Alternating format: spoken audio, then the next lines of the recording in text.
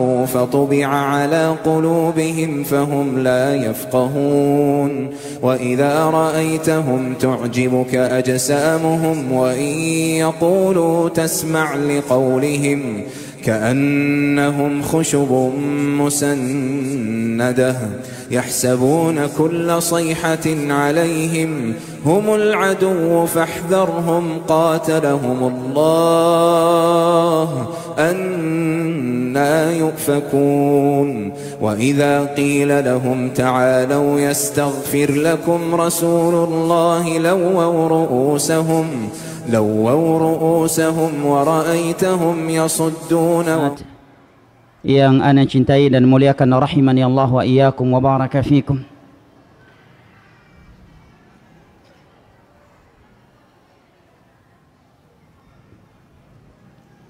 Kita bersyukur kepada Allah Jalla wa Ala yang telah mengumpulkan kita di salah satu dari rumah-rumahnya yang mulia ini,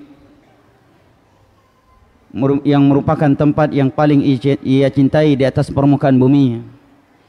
Berdasarkan hadis yang diriwayatkan oleh Imam Muslim dari Abu Hurairah radhiyallahu anhu, inna ahabbal biladi ila Allah masajiduha. Sesungguhnya tempat yang paling Allah cintai di atas permukaan buminya adalah masjidnya. Dalam rangka talabul ilm, at-tafaqquh fid din, dan at-tawasi bil haqq wa tawasi bis sabr di antara kita. Mudah-mudahan Allah Jalla wa Ala menjadikan kita dari golongan-golongan yang ia firmankan di dalam sebuah hadis qudsi yang diriwayatkan oleh Al-Imam Tirmidzi dengan sanad ini hasankan oleh Syekh Al-Albani dari Muadz bin Jabal radhiyallahu anhu, di mana Allah Jalla wa Ala berfirman, wajabat mahabbati lil mutahabbina fiyya wal mutajanisina fiyya wal mutazawirina fiyya wal mutabadzilina fiyya. Sungguh telah wajib cintaku untuk mereka yang saling cinta mencintai sesama mereka karenaku. Mereka duduk-duduk berkumpul sesama mereka karenaku. Mereka saling kunjung mengunjungi sesama mereka karenaku. Dan mereka saling berbagi sesama mereka karenaku. Ikhwani al-karam wa akhwati al-karimat rahimani Allah wa iyyakum wa baraka fikum. Kalau Anda boleh kasih pendapat, ibu-ibu yang bawa anak-anak dengan ibu-ibu yang tidak bawa anak-anak dipisahkan tempatnya. Ya, supaya ibu-ibu yang tidak bawa anak-anak bisa menyimak kajian dengan sempurna. Setuju nggak? Mungkin nggak dipisahkan ibu-ibu yang bawa anak-anak dengan ibu-ibu yang tidak bawa anak-anak, sehingga ibu-ibu yang tidak membawa anak-anak bisa mengikuti kajian dengan khusyuk dengan sempurna. Kalau begini kasihan, semuanya nggak bisa ikut kajian tuh di belakang.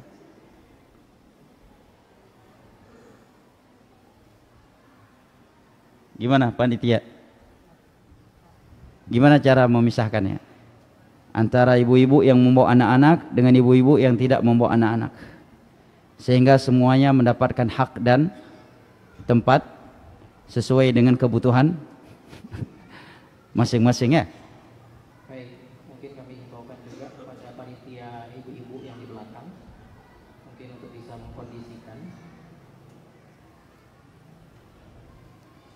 Kalau di atas lantai ada juga.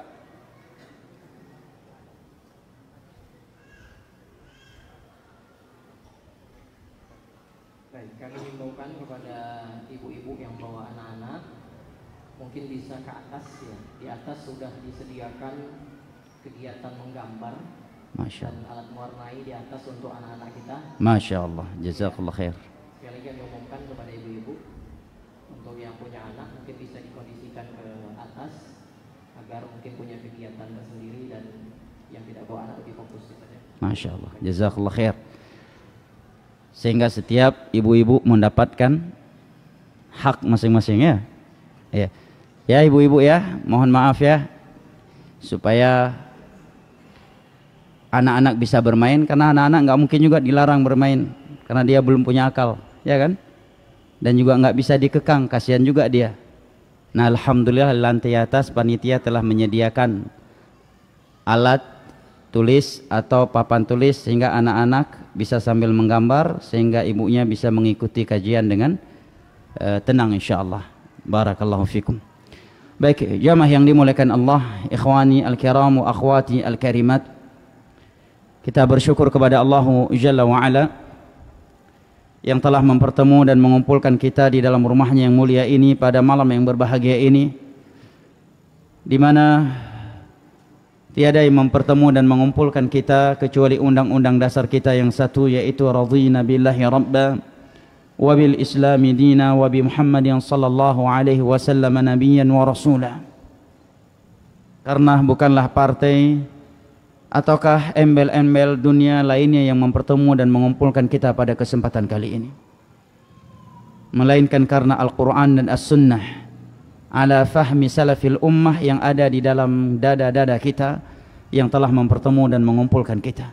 Maka kita berharap kepada Allah Jalla wa'ala bi asma'il husna wa sifatihil ula agar menjadikan kita dari sebagian golongan yang ia sebutkan di dalam hadis Nabi sallallahu alaihi wasallam yang diriwayatkan oleh Al-Imam Al-Bukhari dan Muslim melalui lisan Nabi sallallahu alaihi wasallam.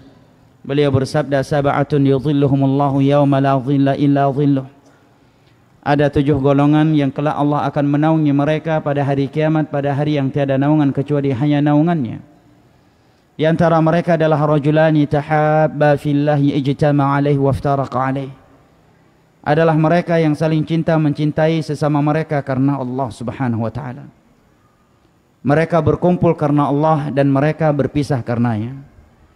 Demikian juga ana pribadi pada kesempatan kali ini bersyukur kepada Allah Jalla wa Ala. Kemudian berterima kasih kepada segenap panitia yang telah menjadi sebab ana dapat melakukan ziarah kunjungan ke masjid dan salah satu ma'had as-sunnah yang ada di tempat ini, Abdurrahman bin Auf, dan berkumpul dengan antum semua di dalam rumah Allah Jalla wa'ala yang mulia ini di dalam bingkai Alkitab was Sunnah ala fahmi salafil ummah. Mudah-mudahan Allah Jalla wa'ala menganugerahkan kepada ana keutamaan saling cinta mencintai di antara kita karena Allah, berkumpul karenanya, dan saling kunjung mengunjungi sesama kita karenanya. Di dalam sebuah hadis yang diriwayatkan oleh Imam Muslim dari Abu Hurairah radhiyallahu anhu, Rasulullah sallallahu alaihi wasallam menyebutkan anna rajulan zara akhallahu fi qaryatin fa arsadallahu ala madarajatihi malaka. Nabi sallallahu alaihi wasallam menyebutkan ada seorang lelaki menempuh sebuah perjalanan. Di tengah perjalanan yang Allah mengutus kepadanya seorang malaikat. Malaikat tersebut berkata kepadanya, "Ya fulan, aina turid?" Wahai fulan, hendak ke mana engkau? Qala uridu ziyarata akhilli fi hadhihi al-qaryah. Aku ingin mengunjungi saudaraku di tempat ini, jawab orang tersebut. Qala hal min ni'matin tarubbuha alaih? Apakah kunjungan ini engkau lakukan karena keuntungan duniawi yang engkau harapkan darinya? Tanya malaikat kepadanya. Qala la. Dia pun menjawab, sama sekali bukan. Tidaklah aku mengunjunginya kecuali karena aku mencintainya karena Allah Jalla wa'ala, jawabnya. Mendengar jawabannya tersebut, maka malaikat mengatakan kepadanya, fa inni rasulullah ilaika fa inna Allah qad ahabbaka bima ahbabtahu fi. Sesungguhnya aku adalah utusan Allah kepadamu.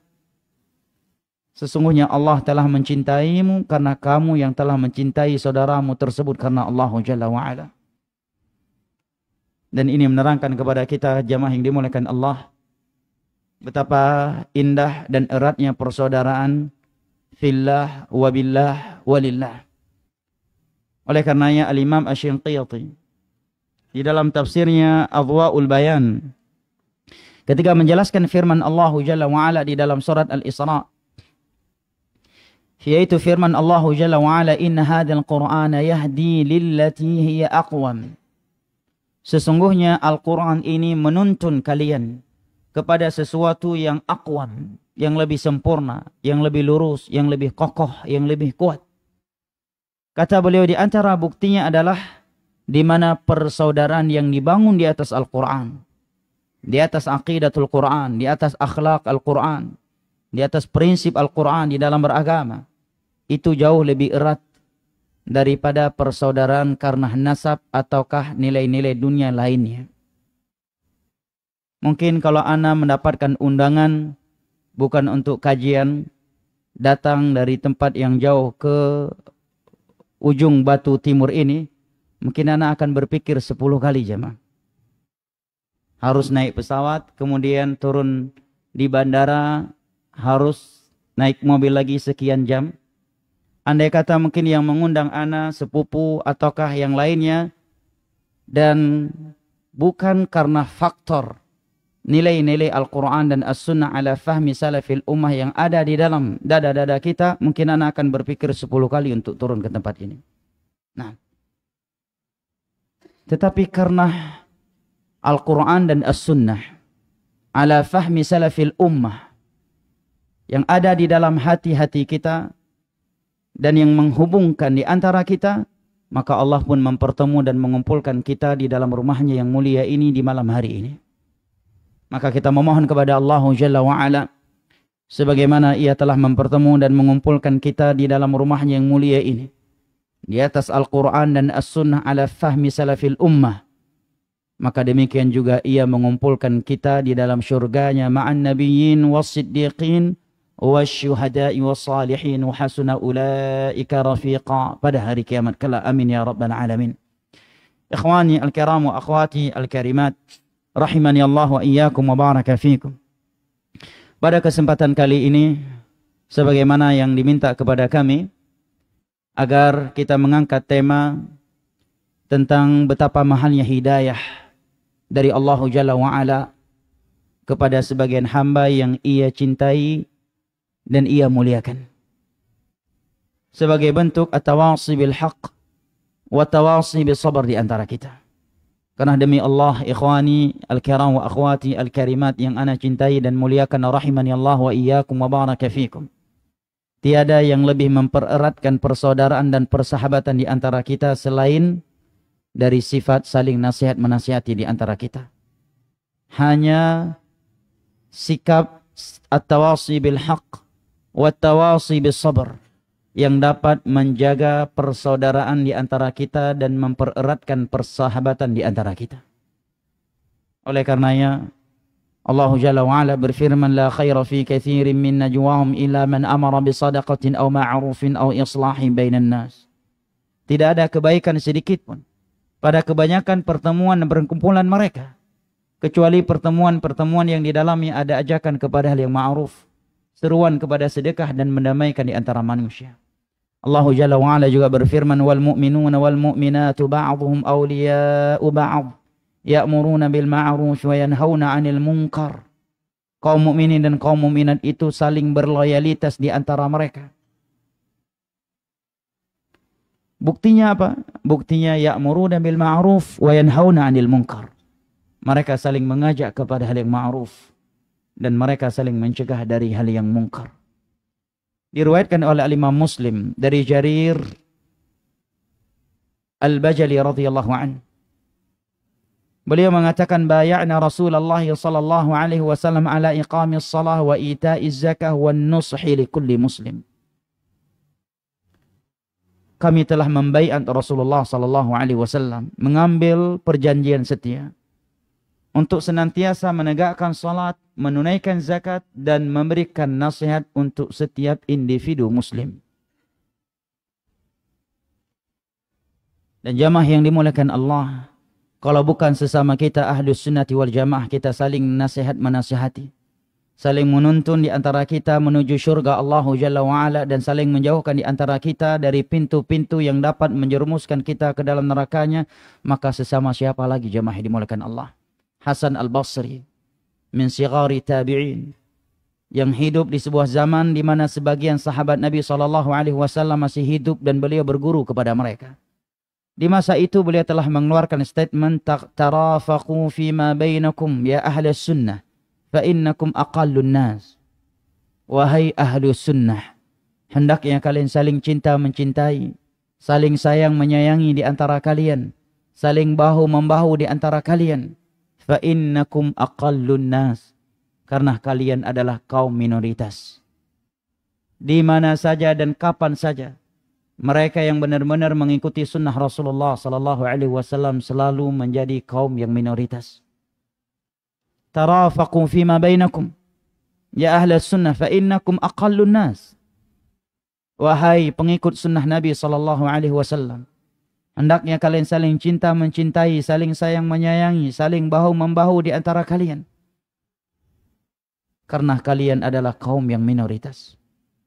Beranjak dari itu maka insyaallah ta'ala kita akan mengangkat sebuah tema berkaitan tentang betapa mahalnya hidayah di atas Al-Quran dan As-Sunnah, di atas Islam dan As-Sunnah dari Allah Jalla wa'ala kepada hambanya.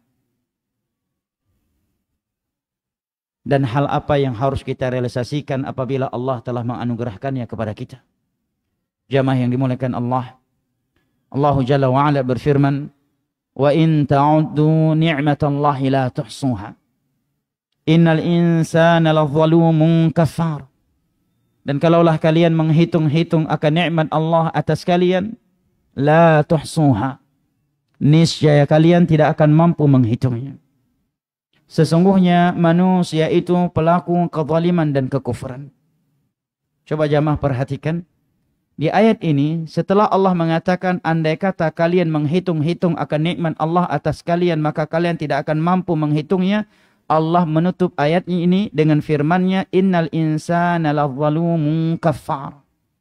Sesungguhnya manusia itu pelaku kezaliman dan kekufuran. Tetapi di ayat yang lain, setelah Allah mengatakan, wa in ta'uddu ni'matallahi la tuhsuha, andai kata kalian menghitung-hitung akan nikmat Allah atas kalian, maka kalian tidak akan mampu menghitungnya. Allah menutup dengan firman-Nya, innallaha ghafurur rahim. Sesungguhnya Allah Maha Pengampun lagi Maha Pengasih. Ini menerangkan kepada kita jamaah yang dimuliakan Allah, bahwasanya nikmat Allah sama sekali tidak kurang pada diri kita. Nikmat Allah itu sangat banyak. Saking banyaknya nikmat yang telah Allah anugerahkan kepada kita, maka kita tidak akan mampu menghitungnya. Yang kedua, sebenarnya yang kurang itu bukan nikmat Allah kepada kita, tetapi yang terjadi sesungguhnya adalah kezaliman dan kekufuran kita yang amat banyak. Saking banyaknya kemaksiatan dan kekufuran yang kita lakukan, sehingga kita selalu memandang diri kita kekurangan nikmat dari Allah Subhanahu wa ta'ala. Faedah lain yang dapat kita petik dari ayat kedua yang Allah katakan, innallaha ghafurur rahim, sesungguhnya Allah Maha Pengampun lagi Maha Pengasih. Setelah Allah mengatakan, andai kata kalian menghitung-hitung nikmatku atas kalian, maka kalian tidak akan mampu menghitungnya. Kata para ulama, andai kata Allah menyiksa, mengadab kita atas kekufuran kita, atas setiap nikmat yang telah Allah berikan kepada kita, maka tidak ada yang selamat dan tidak ada yang tersisa dari kita. Karena mensyukuri setiap nikmat adalah kewajiban, dan meninggalkan sebuah kewajiban adalah sebuah dosa. Sementara dalam hitungan detik, ribuan, jutaan, miliaran, bahkan lebih dari itu, nikmat Allah turun kepada kita. Dalam hitungan detik saja kita memiliki ribuan bahkan jutaan dosa dari sisi tidak mensyukuri nikmat Allah Jalla wa'ala. Tapi karena Allah Maha Pengampun lagi Maha Pengasih, Allah tidak menyiksa kita atas setiap kekufuran nikmat yang kita lakukan kepada Allah. Ikhwani al-kiram wa akhwati al-karimat, rahimani Allah wa iyyakum wa baraka fikum. Apabila kita telah menerima dan menyadari bahwa nikmat Allah pada diri kita sangatlah banyak, dan saking banyaknya kita tidak akan mampu menghitungnya, maka ketahuilah, nikmat yang paling besar dari Allah Jalla wa'ala kepada siapa yang dia kehendaki dari hamba-hamba yang ia cintai adalah nikmat Islam dan nikmat As-Sunnah. Al-Imam Ibn Al-Qayyim rahimahullahu ta'ala di dalam kitabnya Ijtima'ul Juyush mengatakan, An-ni'matu ni'matan. Nikmat itu ada dua. Yang pertama adalah nikmat yang muqayyadah, nikmat yang terbatas, sebatas di dunia. Yang kedua adalah ni'mah al-mutlaqah, nikmat yang mutlak. Ia di dunia merupakan nikmat dan yang mendatangkan nikmat untuk di alam barzakh dan di akhirat kelak. Nikmat yang pertama adalah nikmat yang muqayyadah. Nikmat yang muqayyadah itu kata Imam Ibn Al-Qayyim kan ni'matis sihah wal ghina wa afiyatil jasad. Wa bastil jahi wa kathratil walad wa zawjah al-hasanah wa amthali hadhihi. فهذه النعمة مشتركة بين البر والفاجر والمؤمن والكافر. Nikmat yang muqayyadah, yang terbatas, yaitu sebatas di dunia saja, seperti nikmat kesehatan, nikmat kekayaan, nikmat afiatil jasad, selamatnya anggota tubuh dari berbagai penyakit yang dapat menghancurkannya, nikmat kedudukan, anak keturunan yang banyak, istri yang cantik, dan yang semisal dengannya. Nikmat yang seperti ini, kata beliau, Allah berikan kepada hambanya yang baik, yang fasik, kepada hambanya yang mukmin, dan kepada hambanya yang kafir sekalipun Allah berikan. Oleh karenanya diriwayatkan secara marfu' dengan sanad yang dhaif, dan secara mauquf dengan sanad yang sahih dari sebagian sahabat Nabi sallallahu alaihi wasallam. Mereka mengatakan innallaha yu'ti dunya man yuhibbu wa man la yuhibb. Wa la yu'ti din illa man yuhibb.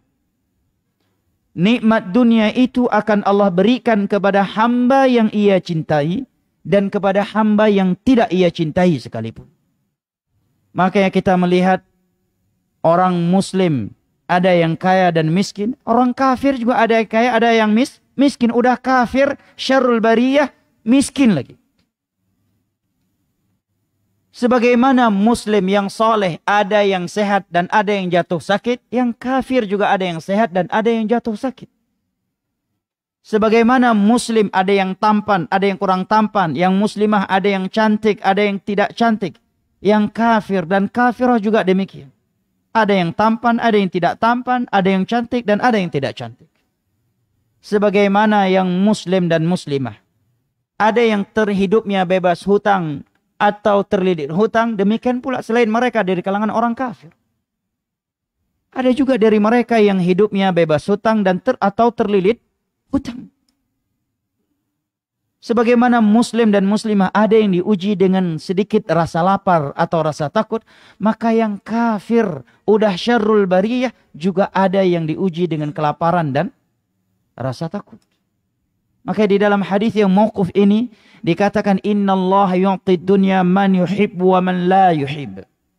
Kalau nikmat dunia itu akan Allah berikan kepada hamba yang ia cintai dan kepada hamba yang tidak ia cintai sekalipun. Maka seorang ulama salaf yang bernama Salamah bin Dinar Abu Hazim rahimahullah, sebagaimana ini disebutkan oleh Al-Imam Abu Nuaim di dalam kitabnya Hilyatul Awliya, beliau mengatakan kullu ni'matin la tuqarribuka ila Allah fahiya baliyah. Setiap nikmat dunia yang tidak mendekatkan engkau kepada Allah, maka ia adalah malapetaka yang Allah timpakan kepadamu. Lihatlah pada diri kita. Apakah dengan bertambahnya harta kita, bertambah pula ibadah kita kepada Allah, atau justru semakin berkurang? Semenjak bertambah jabatan, bertambah pangkat, kita bertambah dekat dengan Allah atau justru bertambah jauh dari? Salamah bin Dinar mengatakan, kullu ni'matin la tuqarribuka ilallah fahiya baliyah. Abu Hazim rahimahullah. Setiap nikmat dunia yang tidak mendekatkan engkau kepada Allah, maka itu adalah malapetaka yang Allah timpakan kepadamu. Innallaha yu'ti dunya man yuhibbu wa man la yuhib. Karena nikmat dunia itu akan Allah berikan kepada hamba yang ia cintai dan kepada hamba yang tidak ia cintai sekalipun. Dari kalangan para nabi ada yang kaya dan menjadi raja, dan ada yang miskin dan hamba sahaya. Dan di antara mereka yang miskin dan hamba sahaya adalah Nabi kita sallallahu alaihi wasallam. Dari kalangan para sahabat Nabi sallallahu alaihi wasallam ada yang kaya dan ada yang miskin. Maka nikmat dunia bukanlah pertanda cinta atau bencinya Allah Jalla wa Ala kepada hambanya. Wala yu'ti din illa man yuhib. Tetapi nikmat agama tidak akan pernah Allah berikan kecuali kepada hamba yang ia cintai sahaja. Ini yang pertama. Yang disebut oleh Al-Imam Ibnu Qayyim dengan sebutan an-ni'mah al-muqayyadah. Nikmat yang terbatas. Sebatas di dunia. Iya kan? Yang punya kekayaan. Berapa lama dia bisa menikmati kekayaan itu jamaah? Paling sempurna seseorang bisa menikmati kekayaannya 20 tahun jamaah. Jarang ada orang di bawah umur 20 tahun udah kaya. Kecuali dapat warisan. Imam udah semenjak lahir udah kaya. Ya kan? Anggaplah seseorang kaya di umur 20 tahun. Paling sempurna dia menikmati kekayaannya sampai 40 tahun. Setelah 40 tahun udah kena gula. Ya kan? Kena DM, kanker. Asam urat, rematik. Apalagi di umur 50. Apalagi di umur 60. Nasi yang berwarna putih aja takut dia. Ya kan? Lihat nasi yang berwarna putih aja gemetar tubuhnya. Karena ingat gula yang ada di tubuhnya. Sebatas di dunia. Sekarang andai kata dari kita punya mobil dengan harga 20 miliar. Berapa lama antum bisa menikmatinya? Berapa lama? 100 tahun? 200 tahun? Anggaplah 1000 tahun. Andai kata antum punya umur 1000 tahun. Sementara satu hari di akhirat paling pendeknya seperti 1000 tahun di dunia ini. Di dalam surat Al-Hajj Allah berfirman, "Wa inna yawman 'inda rabbika ka'alfi sanatin mimma ta'udun." Satu hari di akhirat itu sama dengan 1000 tahun di dunia ini. Itu yang paling pendek. Sebagian hari yang lainnya Allah katakan khamsina alfa sanah. Satu hari di akhirat sama dengan 50.000 tahun di dunia ini. Antum punya istri 4, semuanya cantik jelita. Berapa lama antum bisa memakai mereka jemaah? Menikmati istri yang cantik. Paling sempurna sampai umur 40 hingga 45. Umur 50 udah kena stroke antum. Percuma punya istri muda, antum udah stroke. Punya istri muda tapi udah kena rematik. Ya, kalau nggak dibantu obat kuat, antum nggak bisa buat apa-apa. Makanya kata Imam Ibnu Muqayyadah, terbatas nikmat dunia itu. Ingat, beliau bukan sedang mencela dunia. Beliau sedang ingin menerangkan kepada kita bahwa nikmat dunia itu terbatas, sebatas di dunia. Dan itu pun Allah berikan kepada hamba yang mumin, kepada hamba yang kafir, kepada hamba yang saleh, kepada hamba yang ahli maksiat pun Allah memberikannya. Karena dunia bukan bertanda cinta atau bencinya Allah kepada hambanya. Yang kedua kata beliau adalah an-ni'matul mutlaqah. Nikmat yang mutlak. Hiyal muttasilatu bisa'adatil abad. Yaitu nikmat yang akan mengantarkan seorang hamba kepada nikmat yang abadi.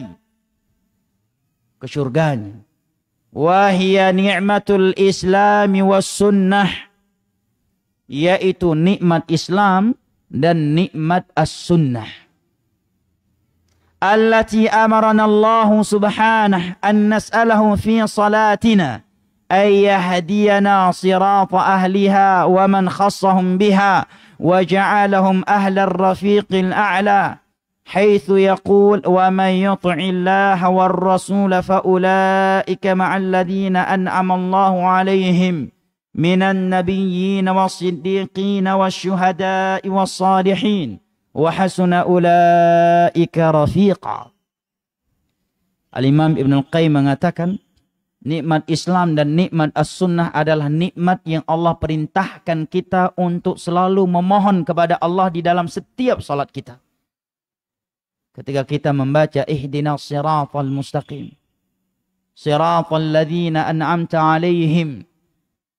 Jalan mereka yang telah engkau berikan nikmat anugerahmu kepada mereka. Mereka adalah ar-rafiqil a'la.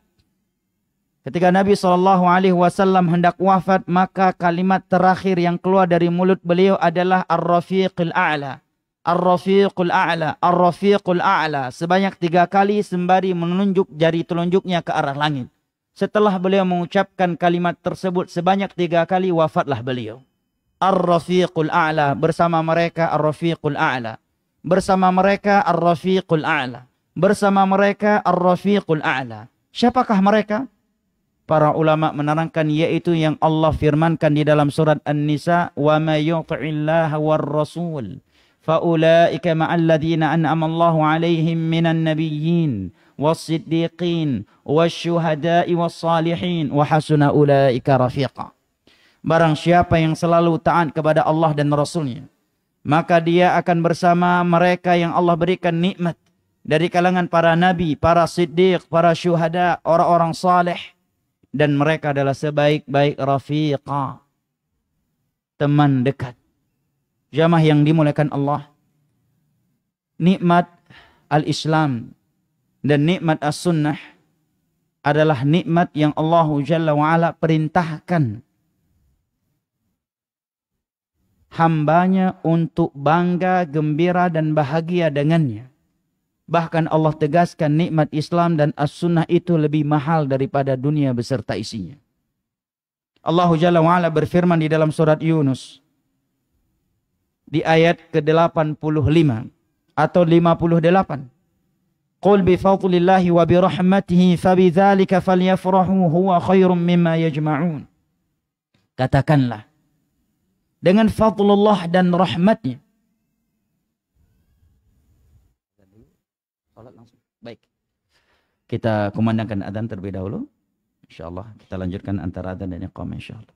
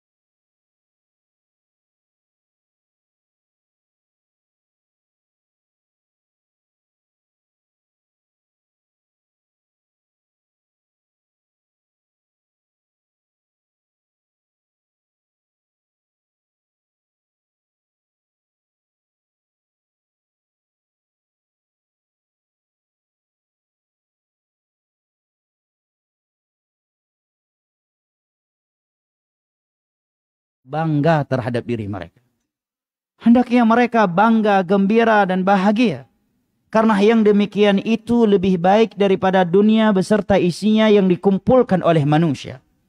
Al-Imam Ibnul Qayyim mengatakan setelah membawa ayat ini, وَقَدْ دَارَتْ أَقْوَالُ السَّلَفِ عَلَى أَنَّ فَضْلَ اللَّهِ وَرَحْمَتَهُ هِيَ الْإِسْلَامُ وَالسُّنَّةِ.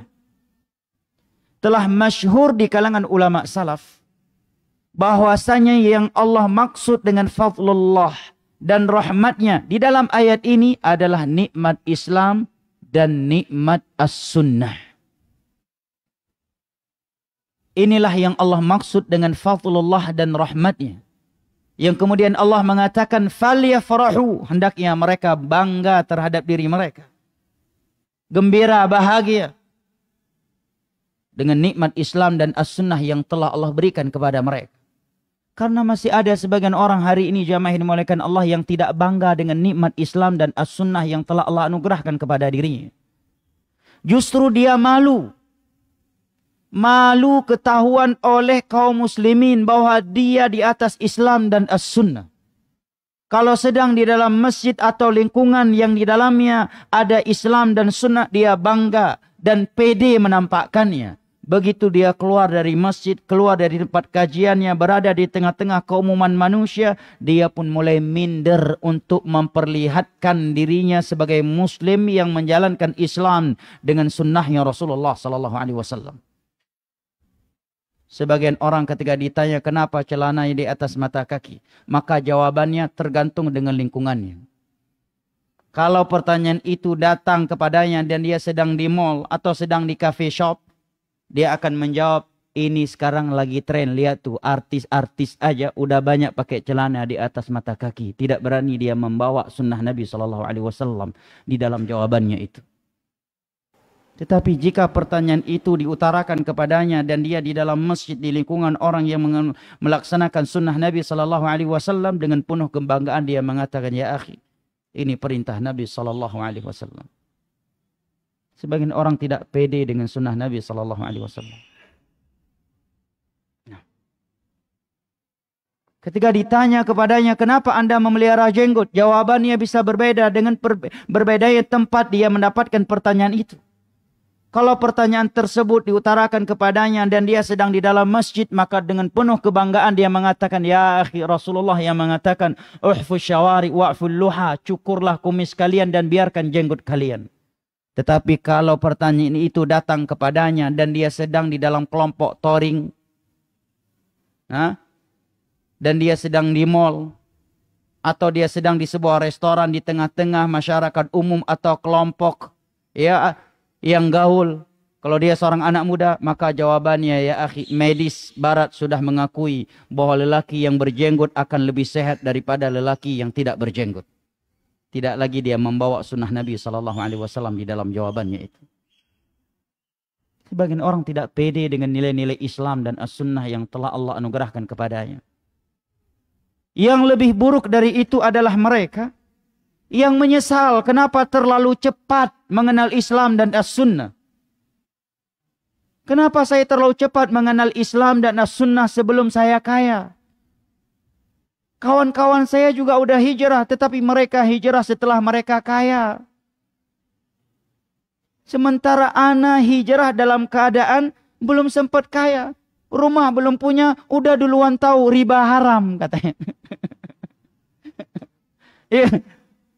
Motor aja belum punya. Tadi yang mau kredit motor untuk touring, udah keduluan tahu kredit dengan cara berbunga, rupanya riba. Kawan aneh udah sempat ambil, udah selesai baru tahu riba haram. Kok ana malah sebelum mengambil ya udah tahu.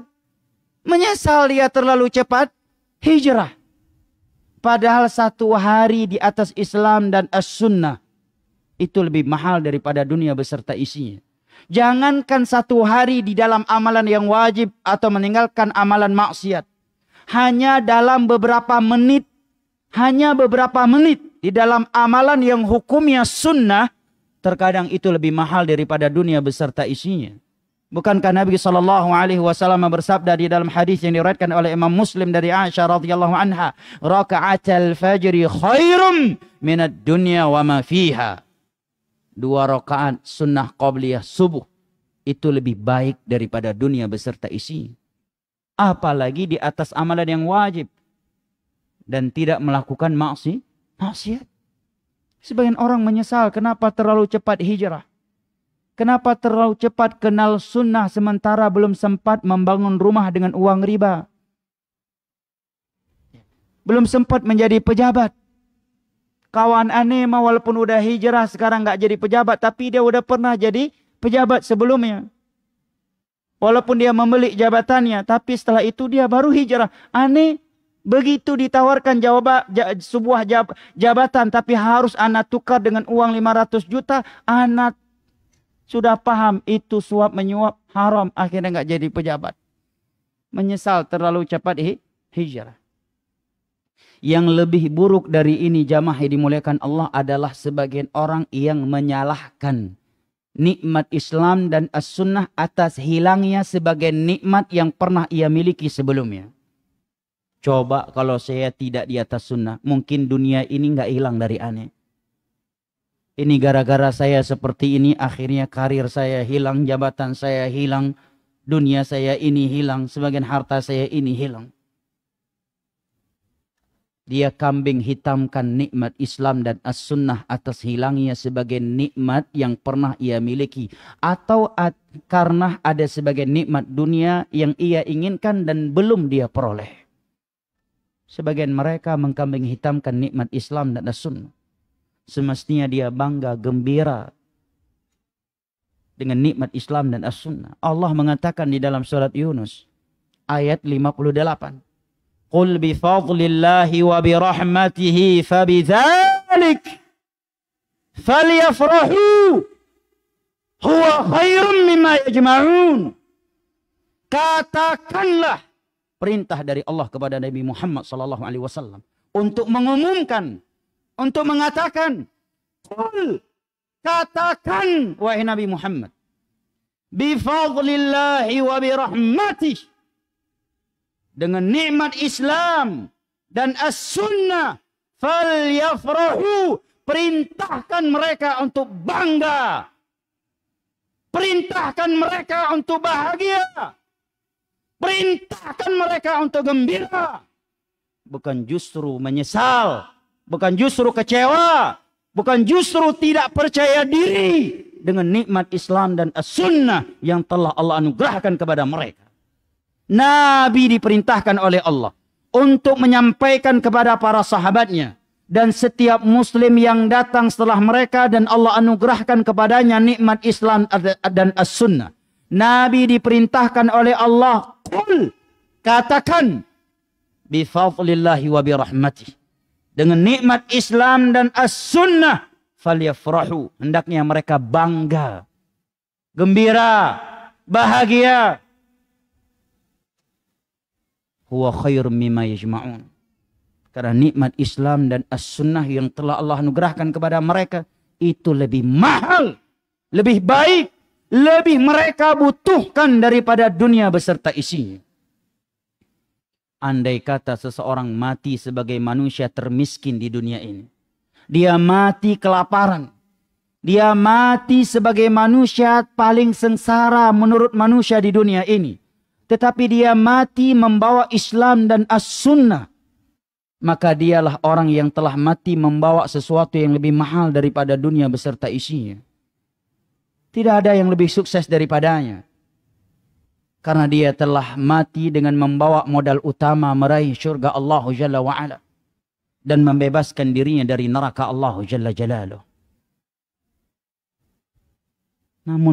Namun apabila ada orang yang mati, dia mati dalam keadaan jari telunjuk seluruh manusia tertuju kepadanya sebagai orang terhebat, orang paling kaya, paling sukses. Tetapi mati tidak di atas Islam dan as-sunnah. Maka tidak ada yang lebih celaka dan lebih merugi daripadanya. Karena syurga Allah yang luasnya seluas dunia, seluas langit dan bumi, tetapi tidak ada ruangan sedikit pun di dalamnya bagi mereka yang mati dengan tanpa membawa nikmat Islam dan as-sunnah. Jamaah yang dimuliakan Allah, jumlah manusia di dunia ini kurang lebih sebagaimana yang disebut oleh sebagian survei itu berkisar antara 7 dan 7,5 miliar. Tahukah berapa jumlah manusia yang tercatat sebagai muslim? Cuma 1 miliar. Cuma 1 miliar yang tercatat sebagai muslim. Dari seluruh manusia yang kurang lebih 7,5 miliar, hanya 1 miliar yang beragamakan Islam. Sementara Allah berfirman, Inna dina indallahil Islam. Satu-satunya agama di sisi Allah adalah Islam. Wa man yabtaghi ghairal islami dinan fala yuqbala minhu wa huwa fil akhirati minal khasirin. Barang siapa yang mencari selain Islam sebagai agamanya, Allah tidak akan menerimanya darinya. Dan kelak dia akan menjadi orang-orang yang merugi. Maka Allah berpesan, wala tamutunna illa wa antum muslimun. Nabi juga bersabda, innahu la yadkhulul jannata illa nafsum muslimah, wa fi riwayah nafsum mu'minah. Tidak akan ada yang masuk syurga kecuali jiwa yang beragamakan Islam. Dalam riwayat yang lain, yang mukminah. Sementara Islam yang Allah maksud di dalam Al-Qur'annya adalah Islam yang sesuai dengan sunnah Rasulullah SAW. Apabila kaum muslimin secara umum jumlahnya adalah minoritas, maka bayangkan berapa jumlah mereka kaum muslimin yang benar-benar menjalankan Islam dengan sunnah Nabi SAW. Bahkan jangankan kita nilai orang yang mengaku muslim dengan sunnah Nabi hanya dengan salat 5 waktu. Coba sebentar jamaah klik Google. Berapa jumlah muslim, berapa persen muslim yang salat di Indonesia? Klik bentar. Tolong tanyakan ke Syekh Google. Siapa yang bawa HP? Tolong klik sebentar. Persentase yang keluar menyedihkan. Berapa persen muslim yang salat di Indonesia? Yang merupakan salah satu negara paling banyak jumlah kaum muslimin. Apa kata Syekh Google? Hah? Ya udah Mbah Google. Hah? Keluar Ustaz? Dapat Ustaz? Berapa persen? Kalau anak nggak salah ingat 7%. Itu jumlah muslim.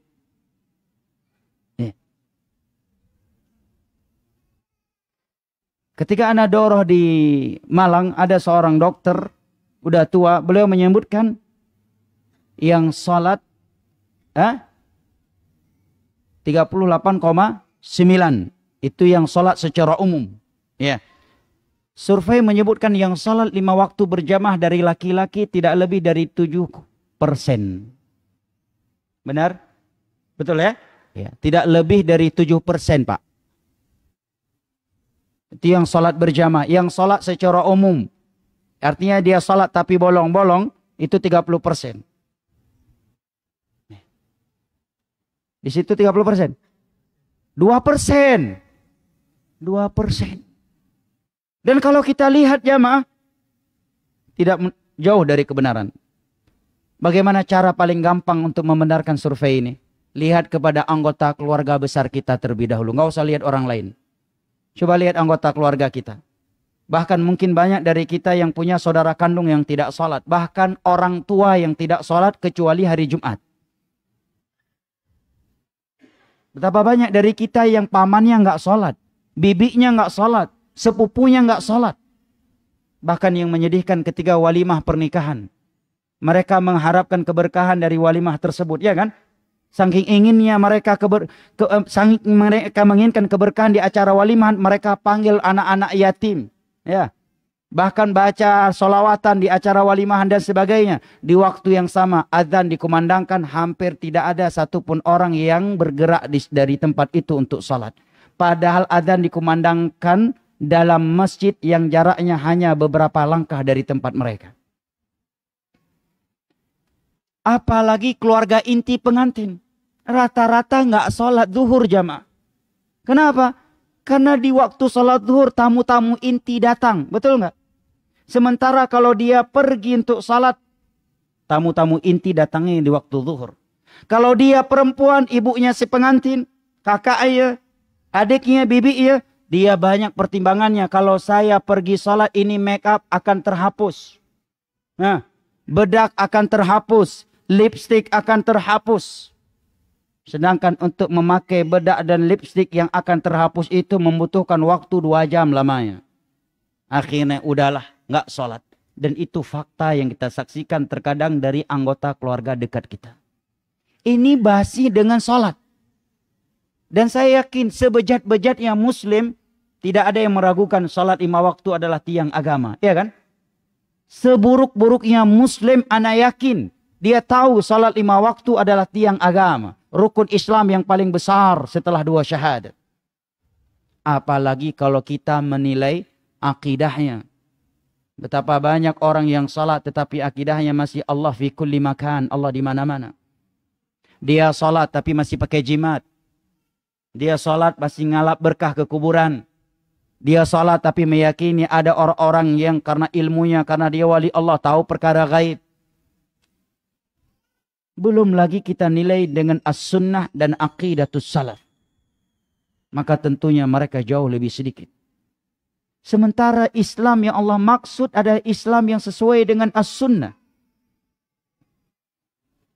Allah Jalla wa'ala berfirman di dalam Al-Quranul Karim, وَمَنْ يُشَاقِقِ الرَّسُولَ مِنْ بَعْدِ مَا تَبَيَّنَ لَهُ الْهُدَى وَيَتَّبِعْ غَيْرَ سَبِيلِ الْمُؤْمِنِينَ نُوَلِّهِ مَا تَوَلَّى وَنُصْلِهِ جَهَنَّمْ وَسَاءَتْ مَصِيرًا. Barang siapa yang mengambil sebuah jalan yang bertentangan dengan jalannya Ar-Rasul, setelah jelas baginya petunjuk, disodorkan kepadanya hadis Nabi terkait akidah, terkait tata cara salat, tata cara wudu, tata cara zikir setelah salat 5 waktu, ataukah tata cara pengurusan jenazah, ataukah hal lainnya dalam agama. Dijelaskan kepadanya, disodorkan kepadanya hadis Bukhari, Sahih Muslim, Sunan Abi Daud, tetap saja dia berpaling dengan berbagai alasan, tetapi kan yang ini baik juga, yang ini demikian dan demikian. Wa yattabi' ghaira sabilil mu'minin. dan dia mengikuti selain jalan kaum mukminin, dan kaum mukminin ketika ayat ini turun tidak ada lain selain mereka, tidak lain selain mereka para sahabat Nabi sallallahu alaihi wasallam. Apa ancaman Allah kepada orang yang seperti ini? Dua ancamannya. Satunya di dunia dan satunya lagi di akhirat. Ancaman yang pertama bagi mereka yang meninggalkan sunnah Nabi sallallahu alaihi wasallam dan jalan para sahabatnya setelah ia mengetahuinya adalah nuwallihi ma tawalla. Kami akan palingkan dia kemanapun dia berpaling. Maka yang orang yang meninggalkan kebenaran setelah dia mengetahuinya, semakin hari semakin jauh dari kebenaran dan semakin aneh-aneh ucapannya. Semana dengan ayat ini firman Allah di dalam surat As-Saff, "Falamma zaghu azaghallahu qulubahum." Tatkala mereka berpaling setelah mereka mengetahui kebenaran, Allah pun memalingkan hati mereka. Allah juga berfirman, "Wa nuqallibu afidatahum wa absarahum kama lam yu'minu bihi awwala marrah." Demikianlah kami balikkan hati dan pandangan mereka tatkala mereka tidak beriman mengikuti kepada kebenaran di awal kali mereka mengetahui. Tadinya cuma mungkin sekedar meninggalkan sunnah. Berjalannya waktu bukan lagi sekedar meninggalkan sunnah. Dia sudah mulai melakukan bid'ah. Dengan alasan tidak enak. Dengan berjalan waktu mulai dengan alasan ini kan masalah khilafiyah. Seiring dengan waktu mulai dia mengatakan ada kok dari para ulama yang mengatakan ini boleh. Kemudian lambat laun dia tidak lagi sekedar melakukannya, tetapi sudah membelanya dan memerangi sunnah. Dan itu fakta. Abdurrahman bin Muljam yang membunuh Ali bin Abi Thalib, yang di tangannya Ali bin Abi Thalib meninggal dunia dan beliau sedang keluar untuk memimpin, untuk mengimami salat subuh di Kufah.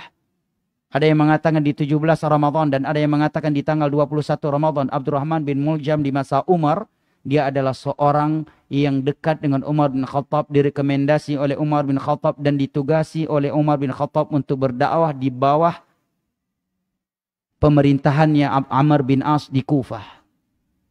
Umar mengatakan, aku akan utuskan kepadamu orang yang sangat dekat dengan diriku. Kalau bukan karena untukmu, maka aku tidak akan mengutuskannya kepadamu. Aku akan menetapkan dia tetap bersamaku. Abdurrahman bin Muljam. Justru menjadi khawarij setelah itu. Di tangannya Ali bin Abi Thalib meninggal dunia. Mati syahid.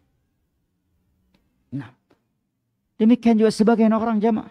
Awalnya adalah masalah hal-hal yang mungkin agak sedikit sepele bagi sebagian orang, atau dalam hal-hal yang belum membatalkan Islam. Lambat laun sudah mulai mengatakan nggak apa-apa menyembahkan hasil tani ke Dewi Sri, itu adat. Semenjak kapan penyembahan kepada dewa menjadi adat kaum muslimin setiap kali panen dari pertanian mereka?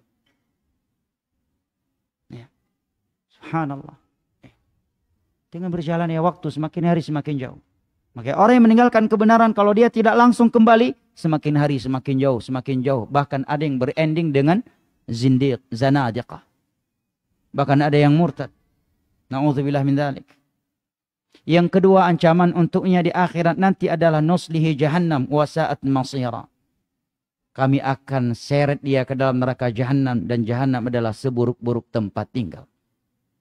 Ini dari sekian ayat dari Al-Quran yang menerangkan kepada kita bahwa Islam yang Allah maksud di dalam Al-Quran dan yang Allah tuntut kepada kita adalah Islam yang sesuai dengan sunnahnya Rasulullah SAW dan para sahabatnya.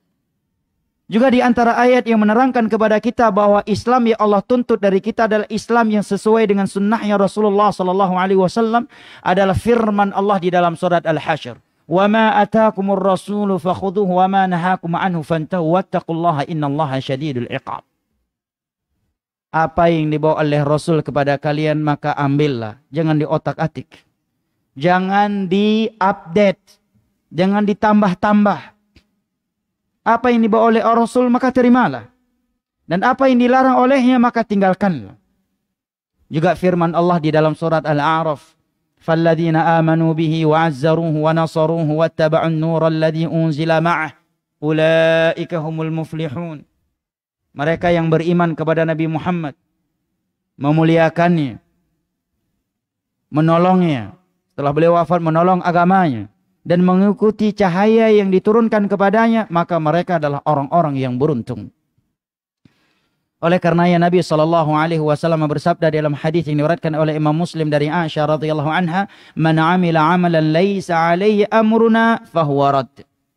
Barang siapa yang melakukan suatu amalan tanpa perintah dari kami, maka amalan tersebut tertolak. Ini menerangkan kepada kita bahwa Islam yang Allah terima dari kita adalah Islam yang sesuai dengan sunnah Nabi SAW. Juga diriwayatkan oleh Al-Imam Al-Bukhari dari Anas bin Malik radhiyallahu anhu. Beliau menyebutkan ja'a thalathatu rahtin ila buyuti azwajin Nabi sallallahu alaihi wasallam fasa'alu an ibadatin Nabi sallallahu alaihi wasallam falamma ukhbiru anha faka'annahum taqalluha.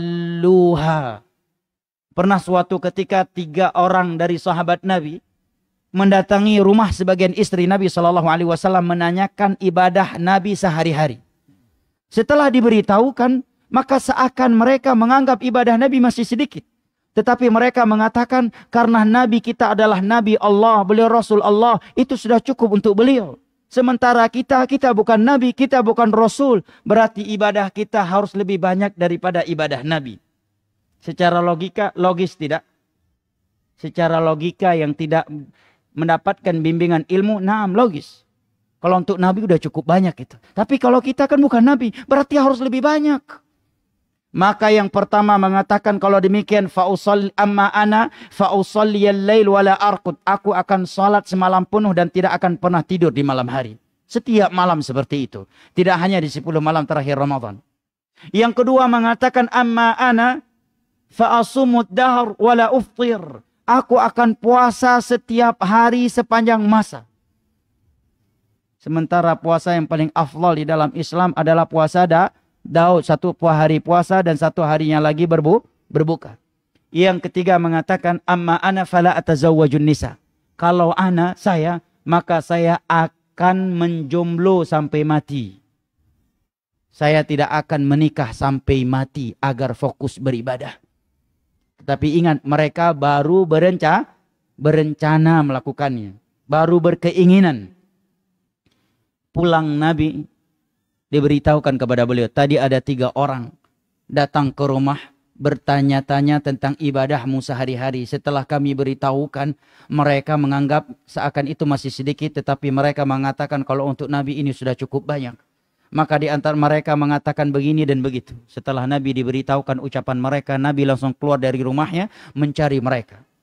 Setelah mendapati mereka, tidak disebutkan nama-nama mereka di dalam hadis itu. Nabi pun bertanya kepada mereka, antumul ladina qultum kada wa kada?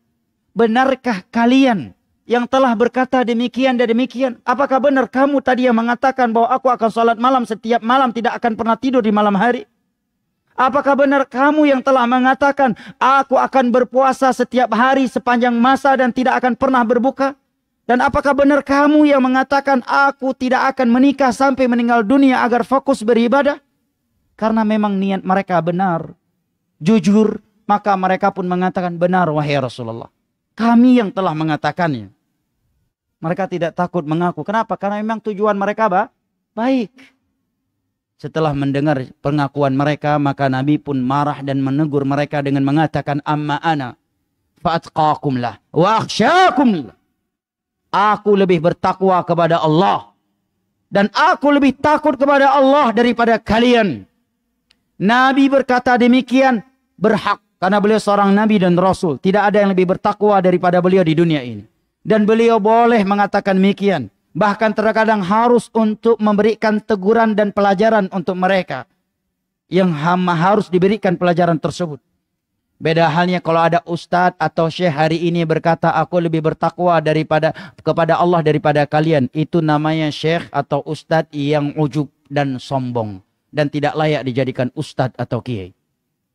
Nabi mengatakan aku lebih takut kepada Allah dan lebih bertakwa kepadanya daripada kalian.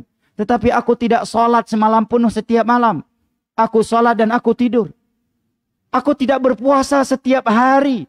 Di sebagian hari aku berpuasa dan sebagian hari yang lainnya aku tidak berpuasa. Dan aku menikahi wanita. Kemudian di ujung hadis Nabi mengatakan, "Faman raghiba an sunnati falaysa minni." Barang siapa yang membenci sunnahku. Apakah mereka memperolok-olok jenggot? Tidak. Apakah mereka memperolok-olok syiar Islam? Tidak. Tetapi lihat, kepada mereka Nabi mengatakan, barang siapa yang membenci sunnahku, maka dia bukan dari golonganku. Ini menegaskan kepada kita bahwa setiap ibadah yang sudah ada anjurannya dari Al-Quran dan As-Sunnah, tetapi seseorang ingin melakukannya dengan cara yang melampaui sunnah Nabi, itu merupakan bentuk kebenciannya dia kepada sunnah Nabi. Dia akui ataukah tidak? Dia sadari ataukah tidak? Karena kalau dia cinta kepada sunnah Nabi, kenapa tidak mencukupkan dirinya dengan sunnah Nabi SAW? Ini di antara dalil yang menerangkan kepada kita jamaah yang dimuliakan Allah, bahwasanya Islam yang Allah tuntut dari kita dan yang akan Allah terima dari kita adalah Islam yang sesuai dengan sunnah Nabi SAW. Oleh karenanya Al-Imam Al-Barbahari di awal kitabnya Syarah Sunnah mengatakan Al-Islam was sunnah was sunnatu hiyal Islam. Islam itu adalah as-sunnah dan as-sunnah itulah Islam yang sesungguhnya. Dan as-sunnah di dalam bahasa ulama dahulu di dalam kitab-kitab akidah mereka, kata Imam Ibn Rajab Al-Hambali di dalam kitabnya Jamil Ulumi wal Hikam, adalah beragama dengan mengikuti Al-Quran dan as-sunnah dengan pemahaman mereka sebaik-baik generasi umat Islam ini. Dari kalangan para sahabat, para tabi'in dan tabi'ut tabi'in. Kita kembali kepada materi utama di daurah kita ini jamaah. Bahwasanya nikmat Islam dan nikmat as-sunnah adalah nikmat yang paling mahal, yang paling berharga, bahkan lebih mahal daripada dunia beserta isinya. Sehingga Allah memerintahkan kita untuk bangga, gembira dan bahagia. Ana bacakan berikut ini ucapan para ulama salaf yang menerangkan kepada kita betapa besarnya nikmat Islam dan as-sunnah, dan betapa bahagianya atau betapa beruntungnya seseorang yang telah mendapatkan hidayah Islam dan as-sunnah. Karena jamaah dimuliakan Allah, itu hidayah itu benar-benar di tangan Allah Jalla wa'ala. Murni di tangan Allah. Kebayang gak jamaah, Abu Talib telah membesarkan Nabi kita, merawat Nabi kita dengan penuh cinta dan kasih sayang. Dia juga yang menikahkan Nabi kita. Dia juga yang pasang badan untuk dakwah Nabi kita. Karena sebab dia masih hidup, kaum musyrikin tidak mengganggu fisik Nabi kita. Bahkan menjelang wafatnya, Nabi datang menjenguknya dalam Sahih Bukhari. Dalam kondisi sakaratul maut, Abu Talib ditalkinkan la ilaha illallah oleh sebaik-baik Nabi dan Rasulnya Allah, Nabi kita SAW. Nabi mengatakan kepadanya, Ya am, qul la ilaha illallah, kalimatan uhajju laka biha indallah. Wahai pamanku, ucapkan la ilaha illallah, sebuah kalimat yang nanti di hari kiamat aku bisa membelamu di hadapan Allah. Abu Talib menoleh ke arah kiri. Dan saat itu di sebelah kirinya ada Abu Jahal. Ada Abu Jahal, dan ada Abdullah bin Umayyah, dan ada Musayyab yang masih kafir saat itu, atau Abu Lahab. Mereka membantah ucapan Nabi itu dengan mengatakan, Atarghab an millati Abdul Muttalib, apakah kamu akan membenci, akan meninggalkan agama nenek moyangmu Abdul Muttalib yang selama ini kita pertahankan, yang karenanya kita ditokohkan? Kemudian Abu Talib kembali menoleh ke wajah ponakan tercintanya yang lebih ia cintai daripada anak kandungnya sendiri. Bahkan ketika Abu Lahab pernah bermusyawarah dengan keluarga besarnya, dan Abu Lahab mengeluarkan pendapat agar Muhammad ini kita serahkan saja kepada bangsa Arab, terserah mereka melakukan apa terhadap si Muhammad kita ini, daripada kita harus berlawanan dengan seluruh bangsa Arab yang ada di dunia. Apa kata Abu Talib? Dalam sebuah riwayat disebutkan seketika itu Abu Talib menampar Abu Lahab, saudara kandungnya, seayah dan seibu dengan Abu Talib. Dan Abu Talib mengatakan, selama diriku masih hidup, tidak ada yang mampu, tidak ada yang boleh, atau dengan bahasa lain, tidak akan kubiarkan mereka menyentuh ponakanku ini. Segitu cintanya Abu Talib kepada Nabi kita. Tetapi menjelang wafatnya dalam kondisi sakaratul maut, Nabi yang mentalkinkan la ilaha illallah kepadanya sebanyak 3 kali, tetapi mati dalam keadaan tidak mengucapkannya. Kita mungkin akan terkejut kalau ada orang dalam sakaratul maut didatangi oleh Imam Ahmad, oleh Imam Syafi'i, ditalkinkan oleh Imam Syafi'i la ilaha illallah kepadanya, tetapi dia tidak menyautnya. Mungkin kita akan terkejut. Lah ini Nabi yang datang Nabi yang membimbing dia untuk mengucapkan la ilaha illallah, tetapi tetap tidak terucapkan oleh mulutnya. Sehingga Nabi pun bersedih. Paman tercintanya mati dalam keadaan tidak mengucapkan la ilaha illallah, padahal beliau yang mentalkinkannya. Beliau yang menuntun dia dalam sakaratul mautnya untuk mengucapkan la ilaha illallah. Maka Allah pun berfirman, innaka la tahdi man ahbabta walakinallaha yahdi man yasha. Wahai Muhammad, engkau tidak mampu memberikan hidayah Allah kepada orang yang engkau cintai sekalipun. Tetapi Allah lah yang memberikan hidayahnya kepada siapa saja yang ia kehendaki. Ini menerangkan kepada kita jamaah dimulakan Allah, hidayah Islam dan as-sunnah itu mahal. Sangat mahal. Dan hanya Allah yang mampu menganugerahkannya kepada siapa saja yang Allah kehendaki. Nah, maka kita wajib mensyukurinya. Ana bacakan berikut ini ucapan ulama salaf yang menegaskan kepada kita betapa mahalnya hidayah Islam dan sunnah itu. Dan betapa beruntungnya mereka yang mati di atas Islam dan as-sunnah. Yang pertama ucapan Mu'tamir bin Sulaiman dalam kitab Syarah al-I'tiqad Ahli Sunnah. Syarah I'tiqad Ahli Sunnah karya al-Imam Al-Lalikai. Beliau mengatakan, dakhaltu ala abi wa ana munkasir. Aku menemui ayahku dalam keadaan aku sedih. Dalam keadaan sedih. Kemudian ayahku bertanya kepada aku, malak, kenapa kamu sedih begini? Tanya ayahku kepada aku. Aku pun menjawab, mata sadiqul li. Wahai ayah, belum lama ada kawan dekatku meninggal dunia. Jawab ulama salaf yang bernama Mu'tabir bin Sulaiman ini. Maka ayahnya pun berkata kepadanya, mata ala sunnah, apakah kawanmu itu meninggal di atas sunnah? Naam, iya, jawabku. Fala takhaf. Kalau memang dia benar meninggal di atas sunnah, kamu enggak usah khawatir terhadap dirinya. Karena orang yang mati dan dia istiqamah di atas sunnah, akan ada malaikat-malaikat Allah yang turun dari langit menemani dia yang akan dicabut nyawanya oleh malaikat maut dan menghiburnya.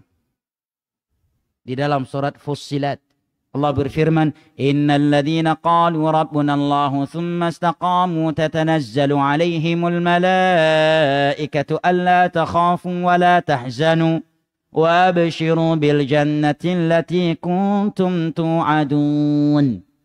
Sesungguhnya mereka yang berkata, Rabb kami adalah Allah. Kemudian mereka istiqamah di atas agama Allah. Akan ada malaikat-malaikat Allah yang tatanazzal, sirah mubalaghah. Yang turun berduyun-duyun, malaikah. Jamak, bukan hanya 1, 2 atau 3 saja. Banyak jumlah, tiada yang mengetahui berapa jumlah mereka kecuali Allah yang memerintahkan mereka. Mereka akan turun berduyun-duyun mengatakan, kamu tidak usah takut terhadap apa yang akan menimpamu setelah ini. Dan kamu tidak usah bersedih terhadap apa yang telah berlalu dari dunia ini. Tetapi bergembiralah engkau dengan syurga yang telah dijanjikan kepadamu. Kata ulama tafsir, ini akan mereka ucapkan kepadanya di saat menjelang wafatnya. Di saat dia sudah melihat malaikat maut datang mencabut nyawanya. Di saat tidak ada orang yang bisa menghiburnya. Anak istri kita tidak bisa menghibur kita ketika malaikat maut sudah terlihat oleh kita, jemaah. Tetapi kalau Anda istiqamah hingga akhir hayat di atas Islam dan sunnah, maka akan ada malaikat-malaikat Allah yang turun dari langit atas perintah Allah untuk menemani Anda yang akan dicabut nyawanya oleh malaikat maut. Mereka akan duduk di sebelah kanan, kiri, depan Anda. Dan mereka akan berkata kepada Anda, kamu tidak usah takut terhadap apa yang akan menimpamu setelah ini. Dan kamu tidak usah bersedih terhadap apa yang telah berlalu dari di dunia ini. Tetapi berbahagialah engkau dengan syurga yang pernah dijanjikan kepadamu. Jika kita termasuk orang yang istiqamah di atas Islam dan as-sunnah. Makanya beliau mengatakan, kalau dia meninggal di atas sunnah, fala takhaf, kamu tidak usah khawatir. Yang kedua, ucapan Mujahid dalam Musnad Ad-Darimi. Beliau mengatakan, ma adri ayya ni'mataini alayya a'zam an hadani lil Islam aw afani min hadhil ahwa. Aku tidak mengetahui manakah dua nikmat yang lebih besar dari Allah untukku. Apakah nikmat Allah berikan hidayah Islam kepadaku? Karena lihat kalau yang bukan Islam, jemaah. nyembah patung, nyembah berhala, ya, menuhankan sapi dituhankan. Alhamdulillah kita karena Islam tidak demikian. Lihat di luar Islam, menerima LGBT, mentolerirkan perbuatan liwat, lesbi dengan alasan hak asasi manusia. Lihat orang yang di luar Islam. Kalau anak katanya paling banyak cukup 2 katanya. Lebih dari 2 nggak mau mereka rawat. Tapi memelihara anjing bisa 10 ekor anak anjing di rumahnya. Dia rawat anjing sampai 10 ekor. Tapi orang Islam tidak demikian. Atau yang kedua kata beliau adalah nikmat Allah menyelamatkan aku min hadhil ahwa. Dalam riwayat yang lain ay al bid'ah. Atau nikmat di mana Allah menyelamatkan aku dari banyak bid'ah.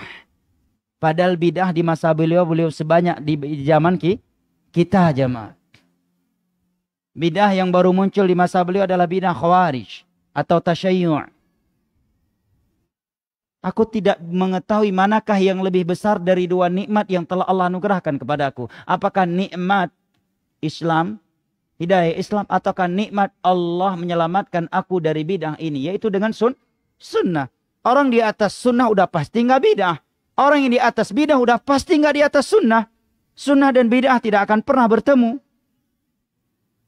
Ini beliau katakan dan beliau hidup di masa di mana sebagian sahabat Nabi masih hidup, masih ada. Bahkan kibar para sahabat masih ada saat itu. Nah, bayangkan kalau beliau hidup di masa kita saat ini. Di saat orang yang melakukan sunnah justru disesatkan, yang melakukan bid'ah justru dijunjung tinggi. Yang mengajak kepada sunnah dan memperingatkan manusia dari bahaya bid'ah dianggap da'i yang memecah belah umat. Sementara yang membiarkan masyarakat dengan berbagai bid'ah mereka justru dianggap da'i sejuta umat yang paling hikmah dakwahnya. Ini Imam Mujahid. Yang ketiga, Fudail bin Iyad mengatakan, Tuba liman mata alal islam was sunnah. Sungguh beruntung mereka yang mati di atas Islam dan as-sunnah. Ucapan beliau ini juga di dalam Syarah I'tiqadi Ahli Sunnah lil Imam Al-Lalikai. Seorang ulama salaf lainnya yang bernama Ibnu Aun mengatakan, man mata 'alal islami was sunnah falahu bashir bikulli khair. Barang siapa yang mati di atas Islam dan sunnah, maka dia akan memiliki pembawa berita gembira dengan semua kebaikan. Dia tidak akan sedih. Jangan kita mengatakan sedih, ya beliau telah meninggal. Yang sedih kita yang ditinggalnya. Orang yang meninggal di atas Islam dan sunnah tidak akan pernah sedih. Justru dia bahagia. Jangan kita mengira nanti di surga apakah beliau akan merindukan kita, apakah beliau di sana akan menangis karena rindu sama kita. Enggak. Justru di dalam alam barzah, mereka yang mati husnul khatimah selalu berdoa, ya Allah tegakkan hari kiamat, ya Allah segerakan hari kiamat. Karena mereka telah merasakan sebagai nikmat dari syurga Allah, sehingga mereka ingin segera masuk syurga Allah Jalla wa'ala. Yang keempat, ucapan Imam Malik. Beliau mengatakan, man mata ala sunnah falyubshir, abshir, abshara yubshir, abshir, falyubshir. Man mata ala sunnah falyubshir. Man mata ala sunnah falyubshir. 3 kali beliau ulang-ulang. Barang siapa yang mati di atas as-sunnah, maka hendaknya dia bergembira. Barang siapa yang mati di atas sunnah, maka hendaknya dia bergembira. Barang siapa yang mati di atas sunnah, maka hendaknya dia bergembira. Nah, mati di atas sunnah selamat dari berbagai bid'ah. Baik bid'ah yang aqadiyah, seperti khawarij dan semisal dengannya, atau bid'ah yang amaliyah. Nah, mereka tetap mempertahankan sunnah. Maka Imam Ahmad ketika beliau di penjara 3 periode lamanya dan tidak dikeluarkan kecuali seluruh tulang rusuknya sudah hancur. Padahal para ulama saat itu menunggu fatwa dari Imam Ahmad dengan 1 pena dan 1 lembar kertas di depan penjara Imam Ahmad. Menunggu perintah dari Imam Ahmad untuk memberontak dan melengsarkan penguasa di masa itu. Dan kalau beliau mengeluarkan fatwanya, maka seluruh kaum muslimin yang ada di Baghdad, yang ada di Mesir, yang ada di Madinah, di Mekah, bahkan di seluruh penjuru dunia akan berbondong-bondong datang melengsarkan pemerintah yang telah memenjarakan Imam Ahmad hanya karena beliau tidak mau mengatakan Al-Quran makhluk. Tetapi beliau tidak mau mengeluarkan fatwa itu. Beliau mengatakan, aku tidak ingin menumpahkan darah kaum muslimin demi diriku. Beliau tetap bertahan di atas sunnah dan tidak mau bergeser kepada paham Khawarij. Nah, yang berikutnya, Imam Malik juga mengatakan, "Lau anna rajulan irtakaba jami'al kaba'ir, thumma lam yakun fihi syai'un min hadhil ahwa, la rajautu lahu man mata 'ala sunnah falyubshir." Barang siapa yang melakukan banyak dosa-dosa besar, kata beliau, andai kata ada seseorang yang mati membawa dosa-dosa besar yang di bawah syirik, tetapi dia tidak jatuh ke dalam bid'ah-bid'ah ini, apakah itu Khawarij, Syiah, ataukah bid'ah-bid'ah yang lainnya, maka aku sangat optimis dia masuk syurga dan selamat dari neraka. Barang siapa yang mati di atas sunnah, maka hendaknya dia bergembira, kata beliau. Imam Ahmad juga mengatakan, "Man mata 'alal islami was sunnah, mata 'alal khairi kulli." Barang siapa yang mati di atas Islam dan sunnah, maka dia telah mati di atas kebaikan seluruhnya. Syiar al-Alam An-Nubala. Jamaah yang dimuliakan Allah, masih banyak lagi ucapan sebagian ulama salaf lain yang menegaskan kepada kita betapa mahalnya hidayah Islam dan sunnah. Betapa beruntungnya mereka yang mati di atas Islam dan as-sunnah. Dan betapa bahagianya mereka yang hidup di dalam Islam dan as-sunnah. Maka kewajiban kita adalah bersyukur kepada Allah Jalla wa'ala. Dan tidak mengkufuri nikmat ini. Karena nikmat Allah itu akan hilang dengan kita kufur kepadanya. Dengan mengkufurinya, la in syakartum la azidannakum. Kalau kalian mensyukuri nikmat, aku akan tambahkan kepada kalian. Wala in kafartum inna adzabi lasyadid. Dan kalau kalian kufur, azabku sangatlah pedih. Dan merupakan azab Allah yang sangat pedih adalah Allah mencabut sebuah nikmat yang telah Allah anugerahkan kepadanya.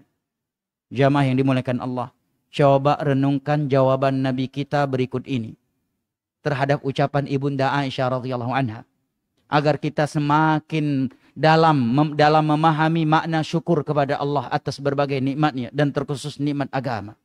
Dalam Sahih Bukhari, ketika Aisyah radhiyallahu anha melihat kaki Nabi kita pecah-pecah atau membengkak karena lamanya salat malam yang beliau lakukan, apa ucap Ibunda Aisyah radhiyallahu anha kepada beliau sallallahu alaihi wasallam? Atusalli hakadha wa qad ghafara Allahu laka ma taqaddama min dhanbika wa ma ta'akhkhar. Wahai Rasulullah, haruskah engkau seperti ini salat malamnya, sepanjang ini harus salat malam? Bukankah Allah telah mengampuni seluruh dosa-dosamu yang telah berlalu dan yang akan datang? Kenapa harus sedahsyat ini salat malammu? Apa jawaban Nabi SAW jemaah?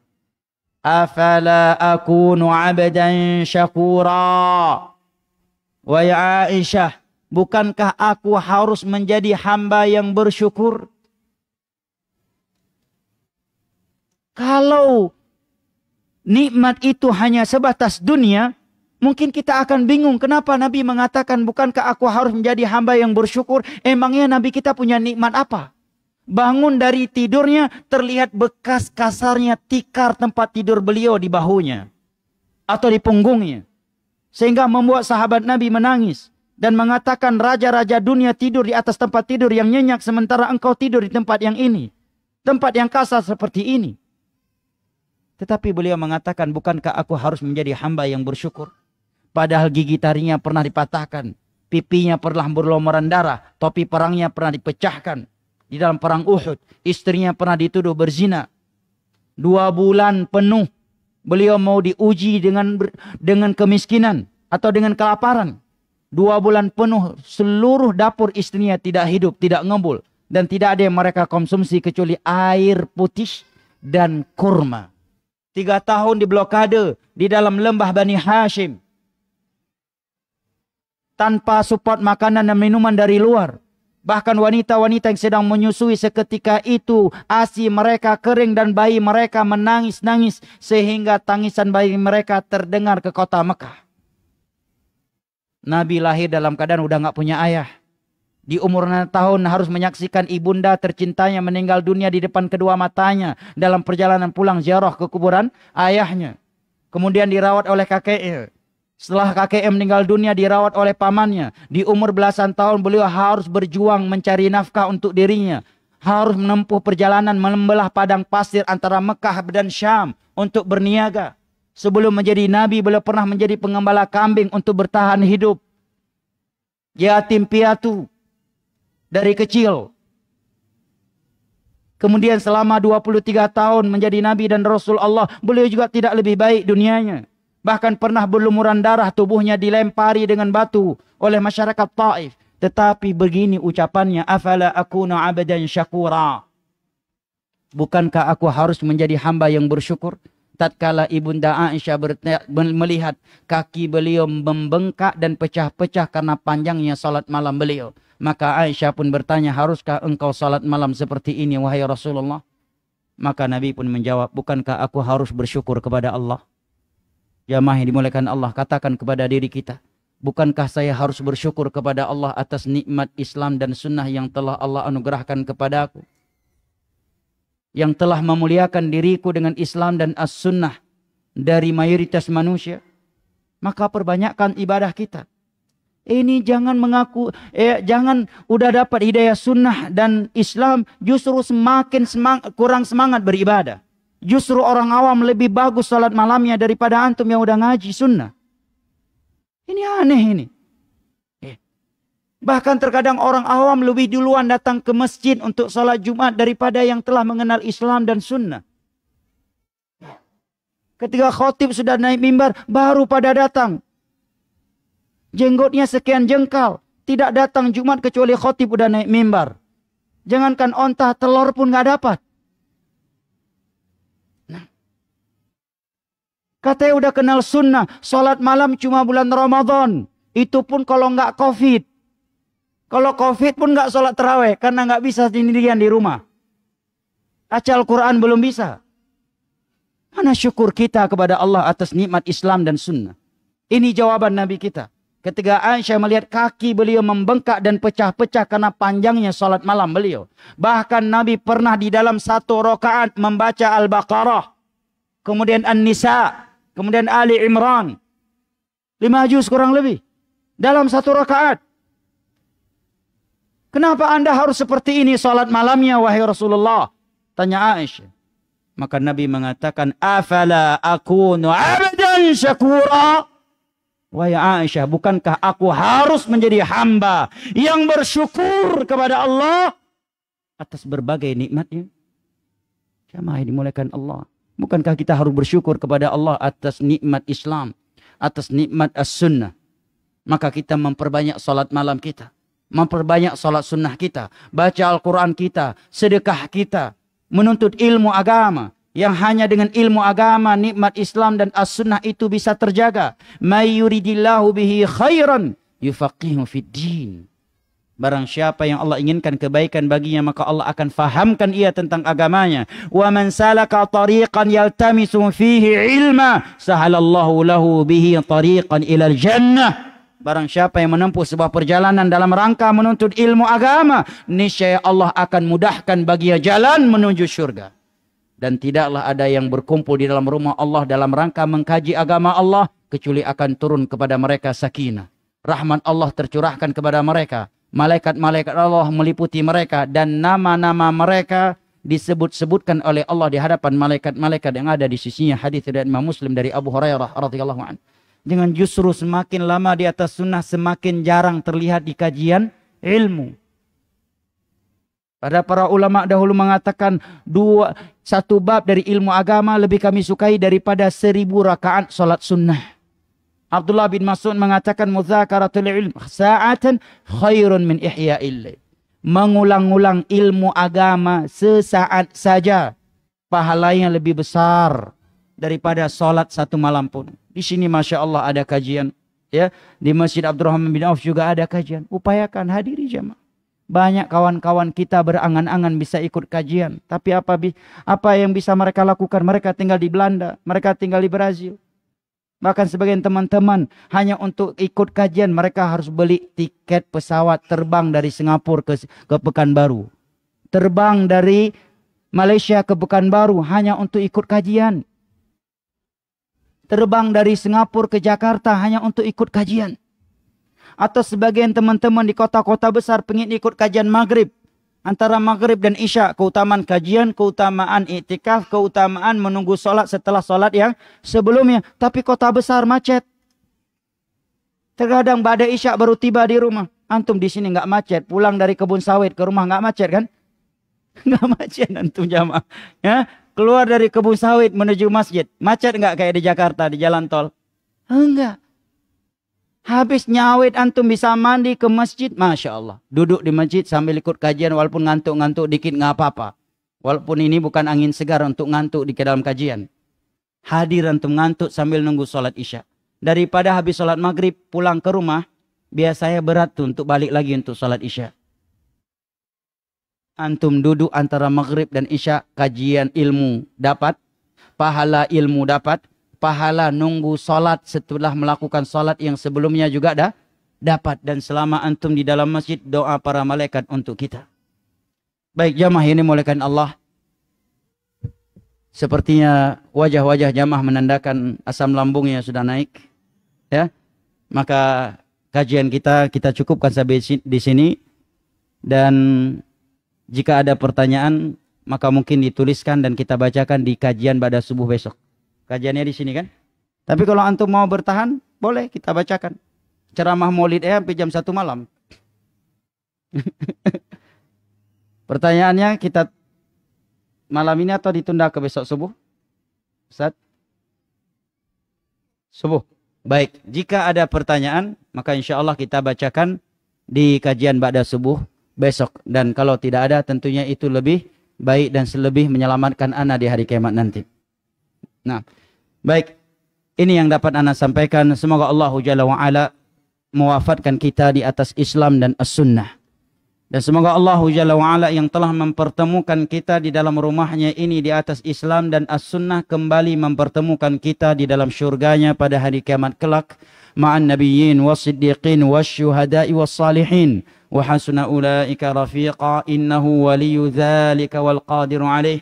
وصلى الله على نبينا محمد وعلى آله وصحبه وسلم وآخر دعوانا أن الحمد لله رب العالمين والسلام عليكم ورحمة الله وبركاته.